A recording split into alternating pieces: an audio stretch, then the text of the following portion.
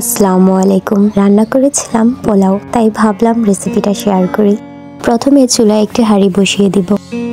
হাঁড়িতে দিয়ে দিলাম পরিমাণ মতো সাদা তেল, সাথে দিয়ে দিচ্ছি পরিমাণ মতো লবণ, দুটো লং, দুটো এলাচ, দুটো তেজপাতা, দুটো দারচিনি এবং গুঁড়ো দুধ। তারপর ভালো করে সবগুলো উপকরণ পানির সাথে মিশিয়ে আমি 10 মিনিটের জন্য রান্না করে নেব, অর্থাৎ পানিটি ফুটিয়ে নেব। যখন পানি ফুটতে শুরু করবে তখন আমি ফুটন্ত পানিতে আগে থেকে ধুয়ে রাখা চিনি গুঁড়ো, পোলাও চালগুলো দিয়ে দিব।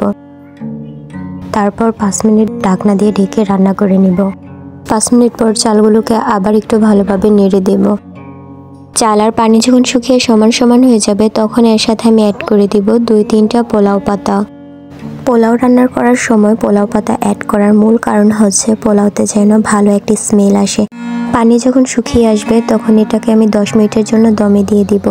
10 মিনিট পরে তৈরি হয়ে যাবে আমাদের পোলাও।